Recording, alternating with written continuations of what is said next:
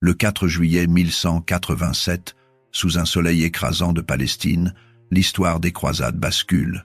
Sur les collines desséchées de Hattin, l'armée chrétienne de Guy de Lusignan vient de subir la plus catastrophique défaite de son existence. Les chevaliers francs, assoiffés, épuisés, encerclés par les forces de Saladin, tombent par centaines. Le roi Guy lui-même est capturé, humilié, fait prisonnier, avec la plupart de ses barons. La relique sacrée de la vraie croix, symbole même de la présence chrétienne en Terre Sainte, disparaît dans les mains musulmanes. Saladin ne perd pas une seconde. Méthodique, calculateur, il comprend qu'il faut frapper vite avant que l'Europe ne réagisse.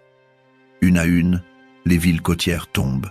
Acre se rend le 8 juillet après à peine quelques heures de négociations. Sidon, Beyrouth, Ascalon suivent le même chemin. En 2 mois, 90 ans de présence franque s'effondrent comme un château de cartes. Le 20 septembre, Saladin campe devant les murailles de Jérusalem. La ville sainte n'a presque plus de défenseurs. Balian d'Ibelin, noble respecté mais sans grande armée, tente d'organiser une résistance désespérée. Il adoube 60 bourgeois en urgence pour compenser l'absence de chevaliers. Dans les rues, des milliers de réfugiés venus de tout le royaume s'entassent. Terrorisés, les femmes prient dans les églises, les hommes montent sur les remparts avec des armes de fortune. Saladin lance l'assaut le 26 septembre. Ses sapeurs creusent sous les murailles pendant que les Mangonos bombardent les défenses. Le 29 septembre, une brèche s'ouvre dans le mur nord. Les étendards musulmans flottent brièvement sur les remparts avant qu'un contre-assaut désespéré ne les repousse. Balian sait que la fin approche. Il demande à parlementer. Les négociations sont tendues. Saladin veut prendre la ville d'assaut, laver l'affront du massacre de 1099, quand les croisés avaient égorgé tous les habitants, musulmans et juifs confondus. Ses émirs réclament vengeance, mais Balian joue sa dernière carte.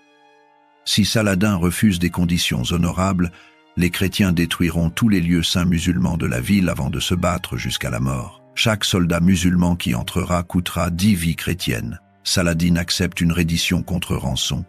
20 besants pour un homme, 10 pour une femme, 5 pour un enfant. Les pauvres qui ne peuvent pas payer seront vendus comme esclaves. C'est brutal, mais infiniment plus clément que le bain de sang de 1099. Le 2 octobre, Jérusalem change de main. Des milliers de chrétiens partent en longues colonnes vers la côte, emportant ce qu'ils peuvent. En Europe, la nouvelle provoque un choc colossal. Le pape Grégoire VIII meurt de chagrin après seulement 2 mois de pontificat. Son successeur, Clément III, lance immédiatement un appel à une nouvelle croisade. Cette fois, ce ne sont pas des barons mineurs ou des prêcheurs exaltés qui répondent. Les 3 souverains les plus puissants d'Europe prennent la croix. Frédéric Barberousse, empereur du Saint-Empire, Philippe Auguste, roi de France, et Richard Santeur de Lyon, tout nouveau roi d'Angleterre. À Tyr, seule ville chrétienne encore debout, l'atmosphère est empoisonnée. Guy de Lusignan, libéré par Saladin après avoir juré de ne plus jamais prendre les armes contre l'islam, arrive aux portes de la cité. Conrad de Montferrat, le seigneur italien qui a sauvé Tyr d'un siège en prenant le commandement au dernier moment, lui refuse l'entrée. Pour Conrad, Guy est un roi incompétent dont la stupidité a causé le désastre de Hattin. Il ne veut pas de ce perdant dans sa ville. Guy se retrouve humilié, roi sans royaume, campant sous les murailles de la seule cité qui lui reste théoriquement. Saladin avait calculé juste en le libérant. Il espérait que la médiocrité de Guy neutraliserait le brillant Conrad. Mais il a sous-estimé le désespoir d'un homme qui n'a plus rien à perdre. Le 20 août 1189, Guy commet ce que tout le monde considère comme une folie suicidaire. Avec quelques dizaines de chevaliers fidèles et une poignée de soldats, il marche vers Acre et établit un campement face à la ville fortifiée. C'est du délire. Assiéger une place forte défendue par des milliers de soldats avec une centaine d'hommes. Les musulmans d'Acre observent, incrédules, cette petite armée pathétique qui plante ses tentes devant leurs murailles imprenables. Saladin, occupé au siège de Beaufort, croit d'abord à une diversion. Quand il réalise que Guy est sérieux, il se met en marche. Mais entre-temps, des navires arrivent de Sicile et de Pise avec des renforts. Les croisés établissent un blocus maritime. D'autres contingents débarquent chaque semaine. l'absurde pari de Guy devient une véritable opération militaire. Le 29 août, Saladin arrive avec son armée et encercle les assiégeants. La situation devient surréaliste. Les croisés assiègent Acre, mais sont eux-mêmes assiégés par Saladin. Un double siège qui va durer 2 ans. Les chrétiens construisent des fortifications face à la ville, puis d'autres face à l'armée musulmane dans leur dos. Ils sont pris entre 2 feux, mais tiennent bon grâce à la maîtrise de la mer. Les combats sont d'une violence inouïe. Le 4 octobre, les Francs tentent une sortie contre le camp de Saladin. La mêlée devient générale. Le grand maître des Templiers, Gérard de Ridefort, est capturé et exécuté devant les murailles d'Acre. Les pertes sont épouvantables des 2 côtés. Les cadavres s'accumulent, provoquant des épidémies. L'hiver 1180-9190 est cauchemardesque. La dysenterie, la fièvre, la faim décimant les rangs. Saladin lui-même tombe malade et doit éloigner son camp. Au printemps 1190, l'espoir renaît avec l'annonce que Frédéric Barberousse s'approche à la tête d'une immense armée allemande. Saladin panique. L'empereur germanique commande entre 200 000 et 260 000 hommes selon les estimations. Une force qui pourrait balayer toute résistance. Saladin divise ses troupes pour faire face à cette nouvelle menace. Puis vient la nouvelle qui change tout. Le 10 juin 1190, Barberousse se baigne dans le fleuve Salef en Cilicie.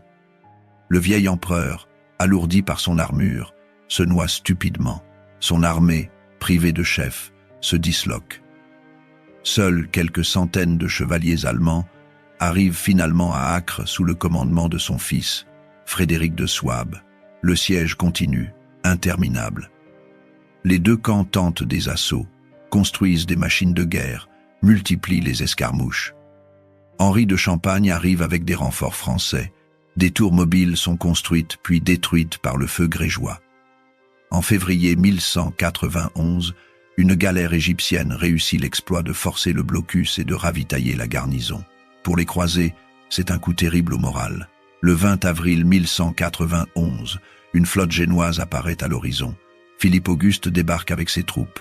Le roi de France, méthodique et sérieux, commence immédiatement à organiser le siège de façon professionnelle. Il fait construire des trébuchets et des catapultes pour pilonner les murailles.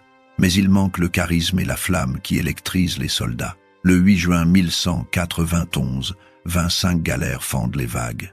À leur proue, les bannières de l'Angleterre et de l'ordre du Temple.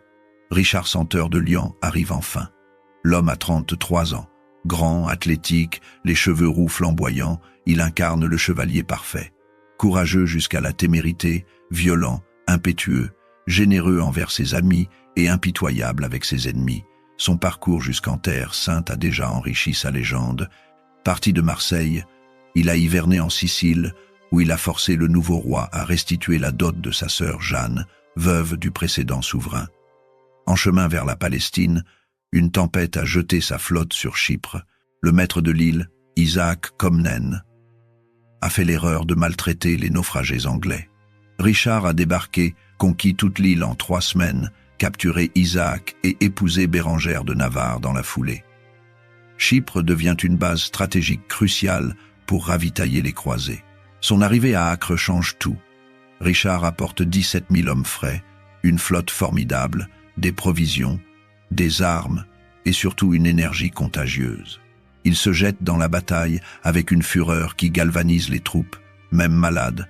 Allongé sur une civière, il dirige les opérations et tire à l'arbalète sur les défenseurs. Les relations entre Richard et Philippe se détériorent rapidement. Le roi anglais étale son faste, multiplie les coups d'éclat, attire tous les regards. Philippe, plus discret, plus politique, se sent éclipsé. Les 2 hommes se détestent cordialement. Acre devient le théâtre de leur rivalité autant que du siège militaire. Sous leur pression combinée, Acre commence à flancher. Les bombardements incessants ouvrent des brèches dans les murailles. Les sorties musulmanes sont repoussées. À l'intérieur de la ville, la garnison est au bout du rouleau. Les vivres manquent, les munitions s'épuisent, le moral s'effondre. Le 3 juillet, les commandants de la garnison, Karakouche et Almechtub, supplient Saladin de négocier. Le sultan tente une dernière attaque désespérée contre le camp croisé pour forcer le blocus. C'est un échec sanglant.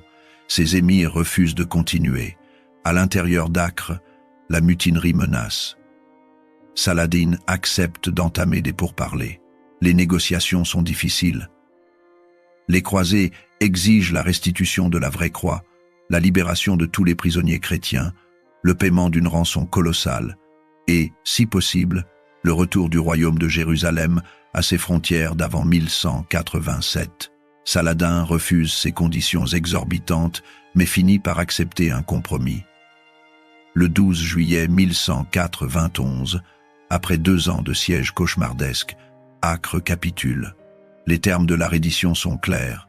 La garnison de 2700 soldats aura la vie sauve. Saladin versera 200 000 dinars d'or, libérera 1500 prisonniers chrétiens et restituera la vraie croix.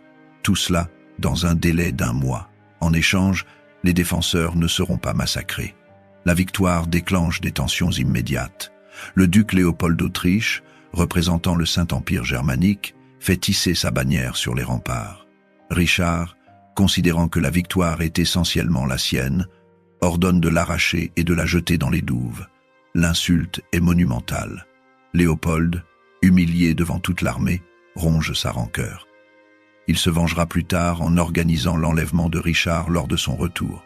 Philippe Auguste, malade et exaspéré par l'arrogance de son rival, prend une décision qui stupéfie tout le monde. Le 2 août, il annonce son départ. Le roi de France abandonne la croisade, laisse 10 000 hommes sous le commandement du duc de Bourgogne et rentre chez lui. Officiellement pour raison de santé. En réalité parce qu'il ne supporte plus d'être dans l'ombre de Richard. Richard se retrouve seul maître de la croisade. Sa première priorité est militaire. Il veut reprendre la route vers le sud, reconquérir les villes côtières, puis marcher sur Jérusalem. Mais il a un problème massif, 2700 prisonniers musulmans qu'il doit nourrir et surveiller. Les termes de la capitulation prévoient leur libération contre rançon, mais Saladin tarde à payer. Le sultan a ses propres calculs. Il sait que Richard veut partir rapidement. Chaque jour qui passe affaiblit l'élan croisé. Les soldats, après 2 ans de siège, aspirent au repos. Les provisions s'épuisent. L'été palestinien, écrasant de chaleur, mine les forces. Saladin joue la montre, négocie délai après délai, prétend avoir des difficultés à rassembler l'or, à localiser les prisonniers chrétiens, à retrouver la vraie croix. Richard envoie des émissaires. Al-Adel, frère de Saladin et homme cultivé, rencontre le roi anglais. Entre les 2 hommes naît un respect mutuel. Ils discutent, négociant, tentent de trouver un terrain d'entente. Richard propose même un plan extravagant. Marier sa sœur Jeanne, veuve du roi de Sicile, avec Al-Adel. Les 2 époux régneraient ensemble sur un royaume hybride, chrétien et musulman, sur les terres reconquises. L'idée est trop audacieuse pour l'époque. Les évêques menacent d'excommunication. Le projet avorte, mais les négociations continuent. Le 20 juillet, Saladin fait un premier geste. Une partie des prisonniers chrétiens est libérée. Une fraction de la rançon est versée. Mais c'est insuffisant. Les croisés attendent le reste. Les jours passent. Richard s'impatiente. Le roi anglais a un tempérament explosif. Homme d'action avant tout, il déteste l'attente, les tergiversations diplomatiques, les manœuvres dilatoires. Il voit son armée s'étioler dans l'inaction. Les soldats commencent à se plaindre. Certains veulent rentrer chez eux, estimant avoir accompli leurs vœux avec la prise d'Acre. D'autres tombent malades. Le temps joue contre lui. Richard envoie des ultimatums. Il menace, il fixe des échéances. Mais Saladin continue à temporiser. Le sultan a peut-être sous-estimé la brutalité du roi anglais, ou peut-être calculé, il mal les risques. Ou encore, il manque réellement de moyens pour rassembler rapidement les sommes astronomiques promises. Le 15 août, un nouveau délai expire sans qu'aucun paiement n'arrive. Richard bout de rage. Ses barons le pressent d'agir. Rester à Acre, c'est gaspiller l'avantage acquis. L'été touche à sa fin. Bientôt, les pluies d'automne rendront les routes impraticables. Il faut avancer vers Jérusalem maintenant ou renoncer pour toute l'année. Le roi anglais fait ses calculs. Militairement, Il ne peut pas partir avec 2700 prisonniers. Il faudrait mobiliser des centaines de soldats pour les surveiller. Si l'armée musulmane attaque durant la marche, les prisonniers pourraient se révolter, attaqués par l'arrière. C'est un risque inacceptable. Les relâcher sans rançon serait une humiliation et ils rejoindraient immédiatement les rangs ennemis. Les garder à Acre immobiliserait une garnison importante dont il a besoin pour sa campagne. Richard convoque son conseil de guerre. Les barons débattent. Certains plaident pour la patience, d'autres pour la fermeté. Les Templiers et les Hospitaliers, rompus aux coutumes de la région, conseillent la prudence. Un massacre porterait un coup terrible aux relations futures avec les musulmans. Mais Richard a tranché. Le 20 août 1191, un mois jour pour jour après la capitulation, Richard donne l'ordre. Les 2700 prisonniers musulmans, plus près de 300 femmes et enfants qui les accompagnent, sont conduits hors d'Acre. On les fait marcher vers la colline d'Ayadie, dans la plaine qui fait face à la ville. L'avant-garde de l'armée de Saladin campe non loin, près de Tel Kissan. Les musulmans voient la longue colonne de captifs encadrés par des soldats chrétiens. Les prisonniers ont les mains liées. Beaucoup comprennent ce qui va arriver. Certains prient, d'autres supplient. Quelques-uns tentent de s'enfuir, mais sont rattrapés. Les femmes pleurent en serrant leurs enfants. L'atmosphère est suffocante sous le soleil de plomb de l'après-midi. Richard a confié l'exécution à un de ses vassaux, le seigneur d'Outre-Jourdain, Renaud de Châtillon ou un autre baron selon les sources. Des centaines de soldats croisés entourent les prisonniers. L'ordre est donné. Le massacre commence. Les chroniqueurs arabes décrivent la scène avec horreur. Baha ad-Din, biographe de Saladin, parle de captifs égorgés méthodiquement. D'autres sources mentionnent l'usage d'épées, de lances, même de pierres. Ce n'est pas une exécution rapide et clinique. C'est une boucherie qui dure des heures. Les soldats musulmans de Saladin, impuissants à quelques centaines de mètres, assistent au carnage sans pouvoir intervenir. 3000 personnes environ périssent cet après-midi-là. Des soldats aguerris, certes, mais aussi des femmes, des enfants, des serviteurs. Le sang imprègne la terre de la plaine. Les corps sont laissés sur place. Le message est clair. Richard ne tolère aucun retard, aucune tergiversation. Il est prêt à tout pour accomplir sa mission. Les réactions sont immédiates et violentes. Dans le monde musulman, le choc est total. Saladin, qui avait montré tant de clémence envers les chrétiens après la prise de Jérusalem en 1187, se voit confronté à une barbarie qu'il n'avait pas anticipée. Ses émirs réclament des représailles. Le sultan, d'abord tenté de répondre par le massacre des prisonniers chrétiens qu'il détient en nombre bien supérieur, se ressaisit. Tuer ses captifs ne ramènerait pas ses soldats à la vie et ternirait sa propre réputation de souverain juste. Mais Saladin tire les leçons de l'événement. Les négociations sont rompues. La rançon promise ne sera jamais versée. Les prisonniers chrétiens qui devaient être libérés sont renvoyés dans les prisons de Damas. La vraie croix, qu'il s'apprêtait à restituer, est entreposée avec mépris dans un garde-meuble. Plus jamais il ne fera confiance à Richard pour respecter un accord. Pire encore, le sultan durcit sa politique militaire. Dorénavant, tout prisonnier franc capturé sur le champ de bataille sera exécuté sur le champ. Pas de pitié, pas de rançon, pas de négociation. Les corps seront laissés sans sépulture. Œil pour œil, le conflit bascule dans une cruauté mutuelle où l'humanité n'a plus sa place. Les chroniqueurs chrétiens eux-mêmes sont gênés par l'épisode. Certains tentent de le justifier. Richard, explique-t-il, n'avait pas le choix. Partir avec tant de prisonniers était militairement impossible. Les laisser à Acre mobiliserait trop de troupes. Les relâcher sans garantie reviendrait à renforcer l'ennemi. D'autres sources chrétiennes passent pudiquement sous silence cet épisode embarrassant. Pour Richard, c'est un calcul stratégique froid. Il a besoin de mobilité pour sa campagne. Les prisonniers sont un fardeau qu'il ne peut pas se permettre. Saladin l'a trompé en ne respectant pas les délais. Dans la logique brutale de la guerre médiévale, éliminer un obstacle est une décision rationnelle, pas un crime. Mais ce massacre produit des effets qu'il n'avait pas prévus. Les populations musulmanes, jusqu'alors plutôt indifférentes aux querelles de leurs chefs, se mobilisent. Le massacre d'Ayadie devient un cri de ralliement. Partout, des volontaires affluent pour rejoindre l'armée de Saladin. Les recrutements s'accélèrent, la résistance se durcit.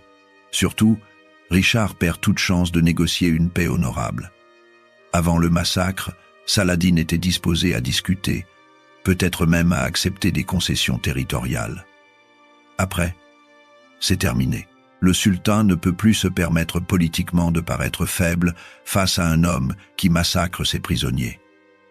Les positions se figent. Le 22 août, 2 jours après le massacre, l'armée croisée quitte Acre.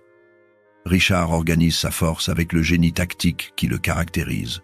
Environ 12 000 à 15 000 hommes, une colonne compacte qui longe la côte. À gauche, la flotte anglaise navigue en parallèle, assurant le ravitaillement et protégeant le flanc.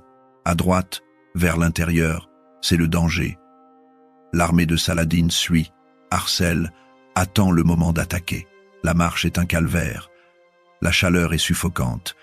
Les soldats portent des cottes de mailles qui deviennent des fournaises sous le soleil. La steppe herbeuse monte jusqu'à hauteur d'homme par endroits. Des nuées d'insectes assaillent les troupes. Les routes romaines ne sont plus entretenues depuis des siècles. On avance à travers champs, les chevaux s'épuisent, les hommes tombent de soif. Saladin applique une tactique de harcèlement implacable.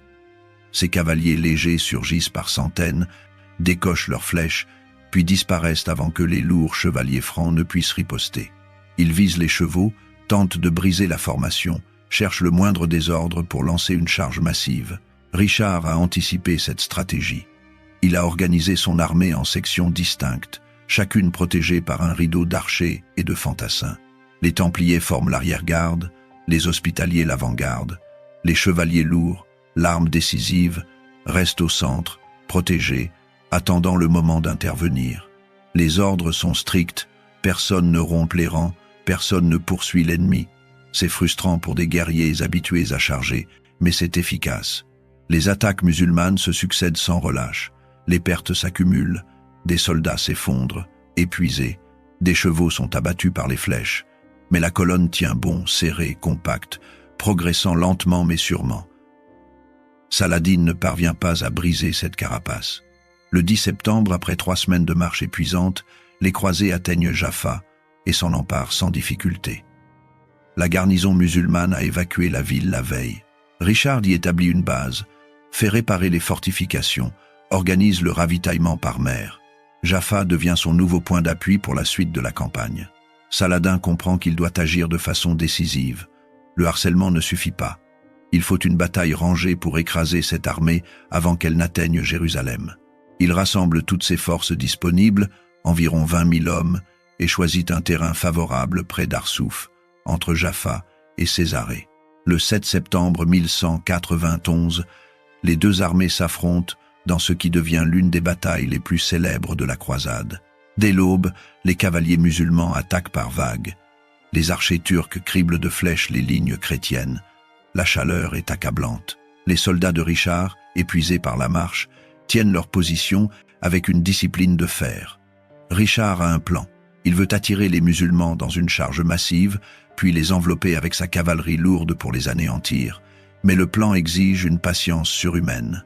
Les chevaliers doivent encaisser les attaques sans riposter, attendant le signal des trompettes pour lancer leur propre charge. C'est trop demander à des hommes soumis à un bombardement incessant.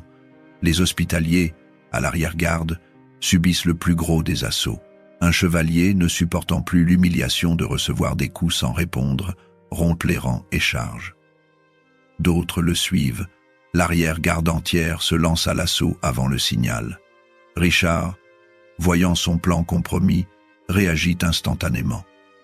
Plutôt que de laisser l'attaque désordonnée se faire massacrer, il la soutient. Il prend la tête des Templiers et des chevaliers anglais et normands, enfonce l'aile gauche musulmane.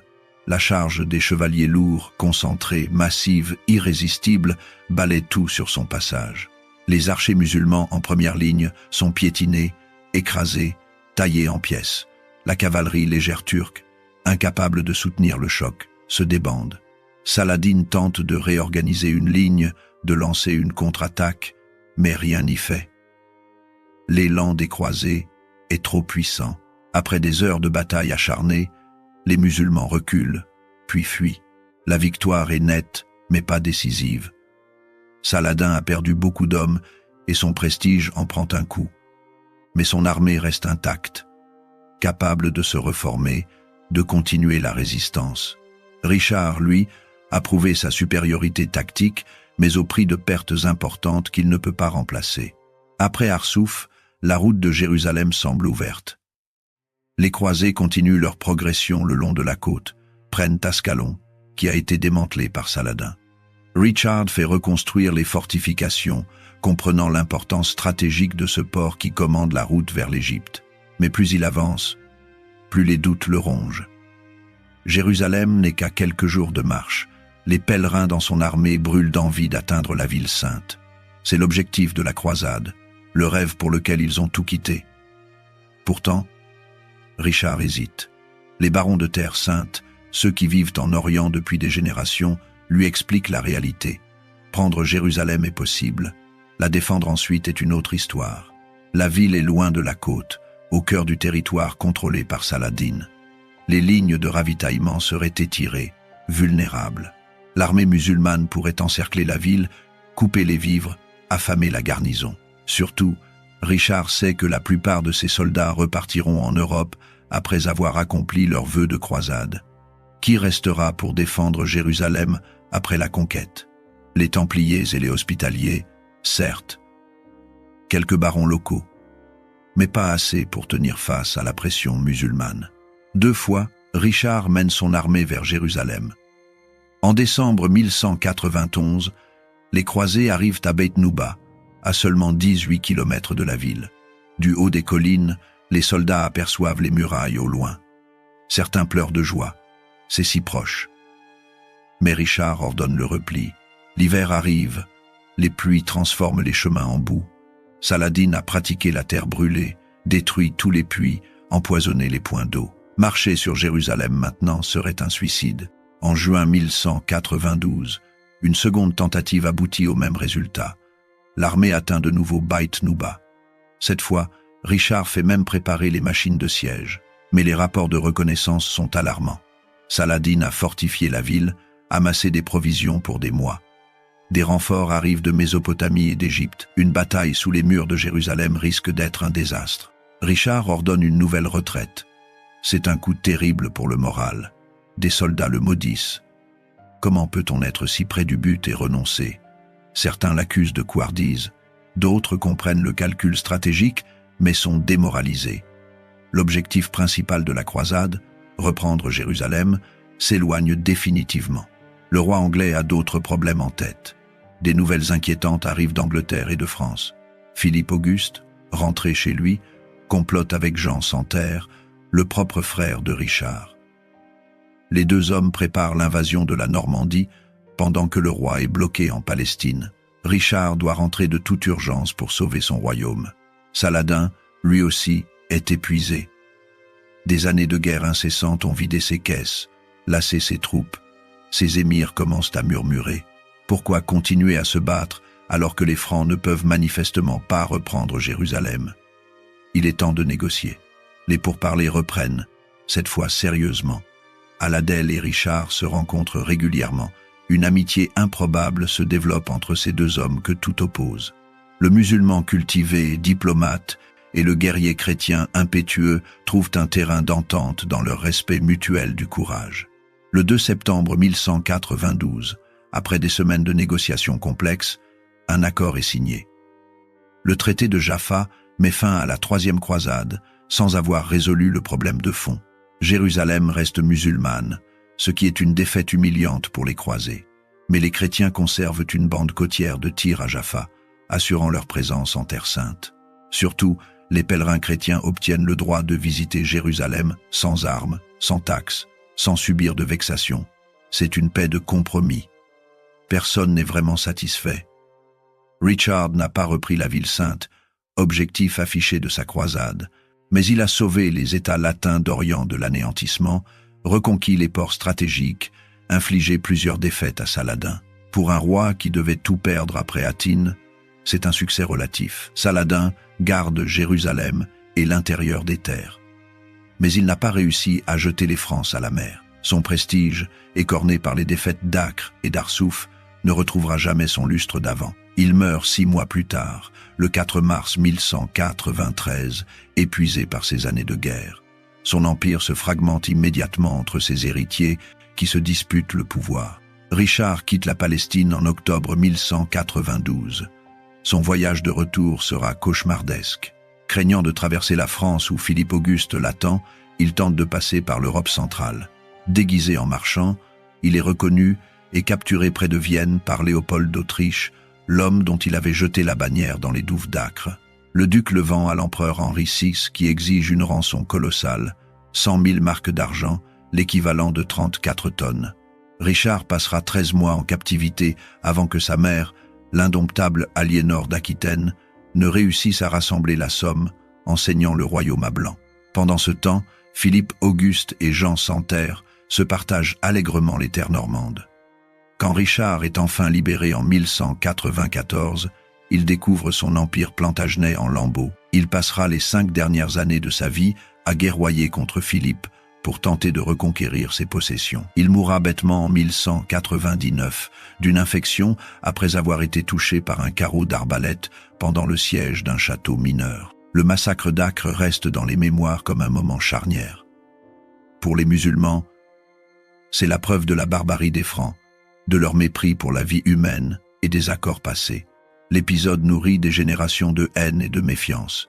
Chaque fois que des croisés proposeront une négociation, on leur rappellera ce qu'il s'est passé le 20 août 1191 dans la plaine d'Ayadieh. Pour les chrétiens, l'événement pose une question morale troublante. Comment concilier l'idéal chevaleresque, la foi chrétienne prônant la charité, avec un meurtre de masse de prisonniers désarmés? Les chroniqueurs se contorsionnent pour justifier l'acte. Certains invoquent la nécessité militaire. D'autres accusent Saladin d'avoir rompu le premier les termes de l'accord. D'autres encore passent pudiquement l'épisode sous silence. Richard lui-même ne semble avoir exprimé aucun remords. Dans une lettre à l'abbé de Clairvaux, il justifie sa décision en expliquant que Saladin, ayant rompu le pacte, il était dans son droit de disposer des prisonniers comme bon lui semblait. Pour un homme du XIIe siècle, la logique est imparable. Les prisonniers sont des biens, au même titre que du bétail. Si l'autre partie ne respecte pas un accord commercial, on reprend sa marchandise. Mais même à l'époque, cette brutalité choque. Saladin, pourtant ennemi juré des croisés, est respecté par les chroniqueurs chrétiens pour sa clémence et son sens de l'honneur. Il aurait pu massacrer tous les habitants de Jérusalem en 1187 pour venger le bain de sang de 1099. Il ne l'a pas fait. Il aurait pu exécuter tous les prisonniers francs après Acre pour venger ses soldats. Il ne l'a pas fait. Cette retenue, cette humanité dans la guerre, font de lui un modèle de chevalerie islamique. Richard, malgré son courage légendaire et son génie militaire, porte cette tâche. Le lion, comme on l'appelle, a aussi des griffes sanglantes. Son tempérament volcanique, son impatience, sa tendance à privilégier l'efficacité brutale sur la diplomatie subtile ont eu un coup. Le massacre d'Acre a détruit toute possibilité de paix négociée à court terme.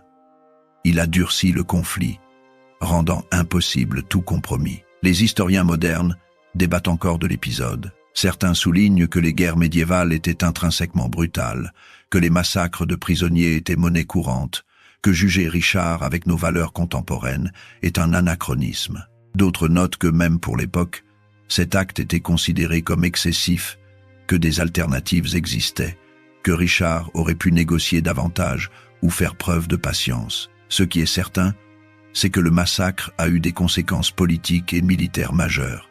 Il a radicalisé les positions, transformé un conflit politico-militaire en guerre religieuse totale, détruit la confiance nécessaire à toute négociation. Après Acre, ce n'était plus une question de territoire ou de pouvoir.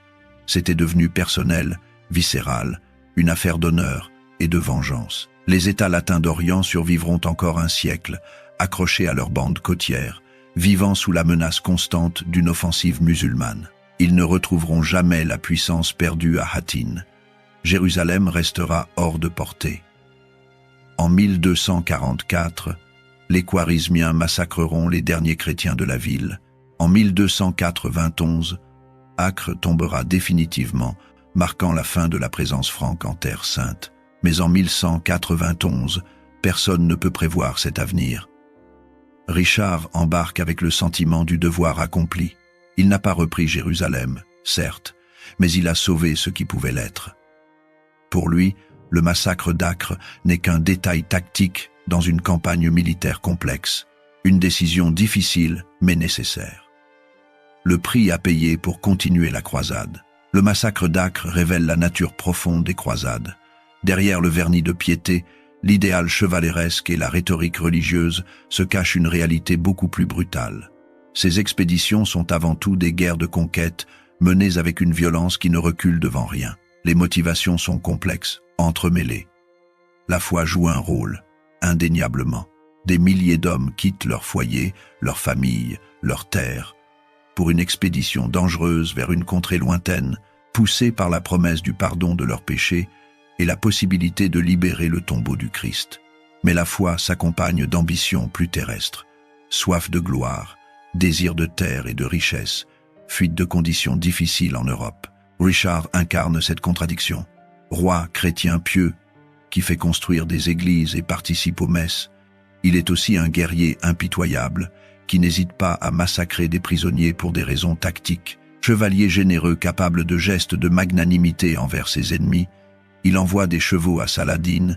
Quand le sultan en perd pendant la bataille, il peut aussi être d'une cruauté glaciale quand les circonstances l'exigent. Cette dualité n'est pas propre à Richard. Elle traverse toute l'époque médiévale. Les mêmes hommes qui prient avec ferveur peuvent, le lendemain, incendier un village et massacrer ses habitants. Les mêmes barons qui jurent respect aux règles de la chevalerie, violant ces règles quand ça les arrange. L'honneur, la foi, la compassion coexistent avec la violence, la trahison, la barbarie. Le massacre d'Acre montre aussi les limites de la guerre au Moyen-Âge. Les codes d'honneur chevaleresques, les règles tacites sur le traitement des prisonniers, tout cela ne fonctionne que dans un cadre culturel partagé. Entre chrétiens européens, entre nobles de même rang, ces codes sont généralement respectés. Un baron capturé sera traité correctement, rançonné mais pas maltraité, mais ces règles s'appliquent difficilement dans un conflit entre civilisations différentes. Richard et Saladin respectent mutuellement leur courage et leur talent militaire.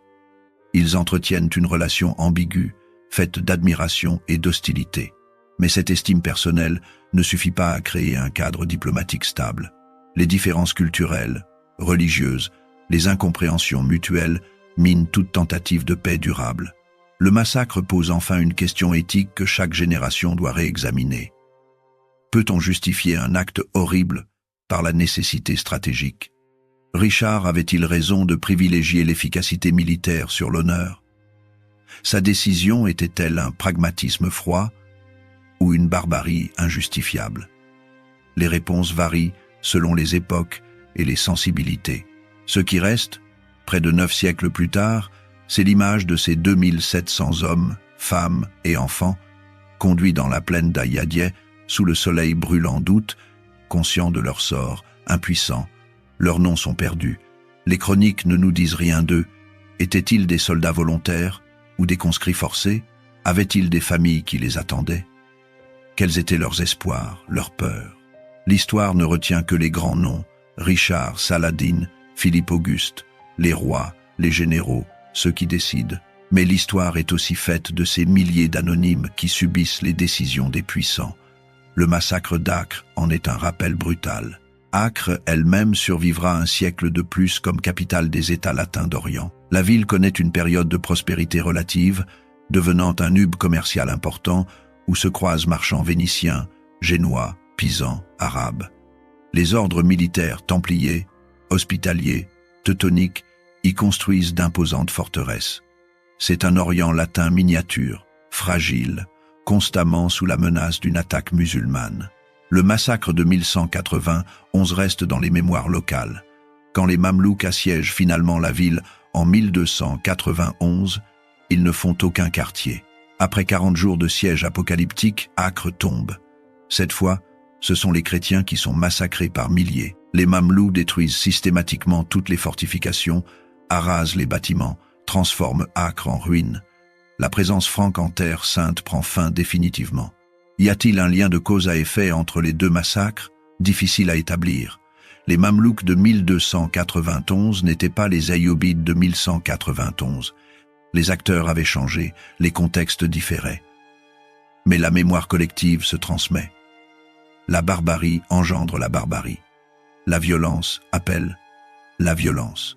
Le sang versé à Acre, en 1191, a peut-être, d'une certaine façon, scellé le destin de la ville un siècle plus tard. Richard, lui, n'aura jamais à voir les conséquences à long terme de ses décisions. Après sa libération de captivité, il se concentre sur ses guerres contre Philippe Auguste. Il meurt à 41 ans d'une blessure mineure qui s'infecte, assiégeant le château insignifiant de Chalus-Chabrol. Sa dernière pensée n'est probablement pas pour les prisonniers d'Acre, mais pour son royaume en péril, pour la Normandie qu'il est en train de perdre. Saladin est mort depuis 6 ans quand Richard expire. Le grand sultan a eu droit à des funérailles grandioses à Damas. On l'enterre près de la mosquée des Omeyyades. Sa tombe porte l'inscription « Seigneur, accorde-lui sa dernière conquête, le paradis ». Son empire se désintègre rapidement, ses fils et neveux se déchirant pour les miettes. Mais sa légende perdure. Dans le monde musulman, Saladin devient le symbole de la résistance face aux croisés.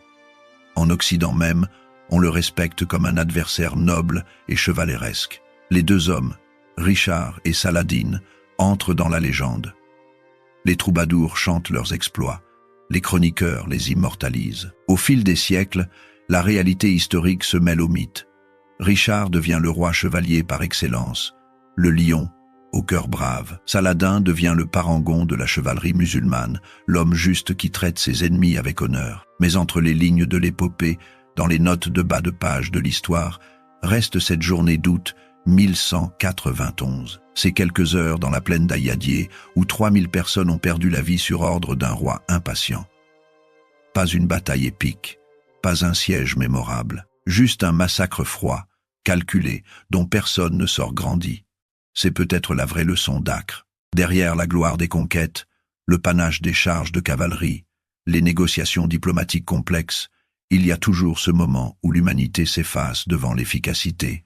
Ce moment où les prisonniers désarmés deviennent juste un problème logistique à résoudre. Ce moment où la guerre révèle son vrai visage, dépouillé de toute noblesse.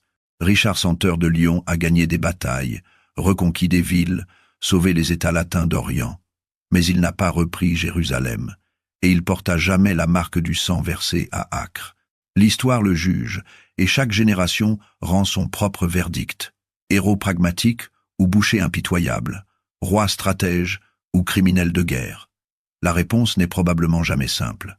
Ce qui est certain, c'est que le 20 août 1191 reste gravé dans les annales. Un moment où un homme a dû choisir entre l'honneur et l'efficacité, entre la compassion et la stratégie. Richard a fait son choix. L'histoire nous laisse le soin de décider si c'était le bon.